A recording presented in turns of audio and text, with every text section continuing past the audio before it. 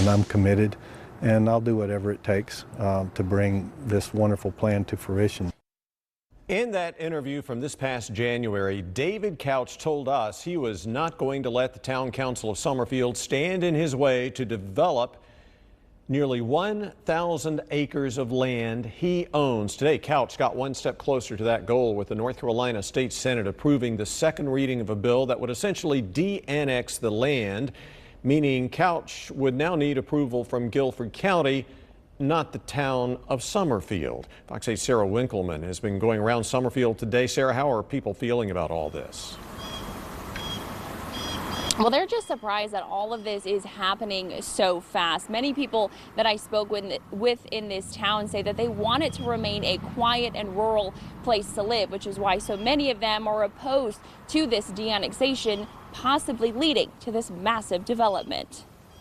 And it's going to put burdens on infrastructure. It's going to make traffic worse. The dense amount of population close by will affect schools. It'll affect crime. Justin Wright is not alone in his fight to keep Summerfield small. But developer David Couch said in an interview to Fox 8 earlier this year that the addition is just what the town needs. I'm confident that I'm doing the right thing, and I'm confident that our area needs diversity in housing. And I'm confident that our area needs availability and affordability. His proposal, a 973-acre development known as the Village of Summerfield Farms. It would be broken into 11 villages connected by streets and trails. That includes restaurants, hundreds of apartments, commercial opportunities, and a grocery store. The proposal turned down twice by town council.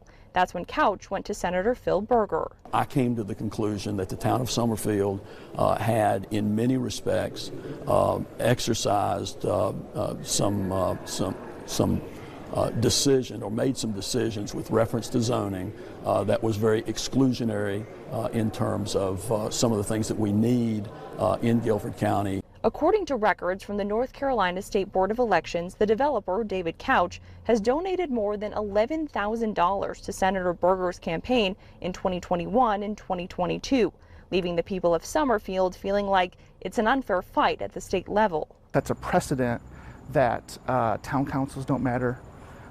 There's no reason for developers to negotiate. There's no reason for developers to work with the towns. This is just another way to kind of beat the system and get exactly what you want.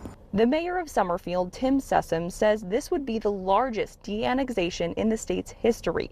Mayor Sessoms said in a statement, the Summerfield Town Council has made every effort since the de-annexation process began to do the right thing. We implore Senator Berger to facilitate a solution before this is irreversible. And with the approval today from the state Senate, that bill will move on to the third and final reading next week, which is scheduled for September 19th. And if that de-annexation does get approved by the General Assembly, then the developer will still have to work with the County of Guilford to get approval to start building. Live in Summerfield, Sarah Winkleman, Fox 8 News. We'll stay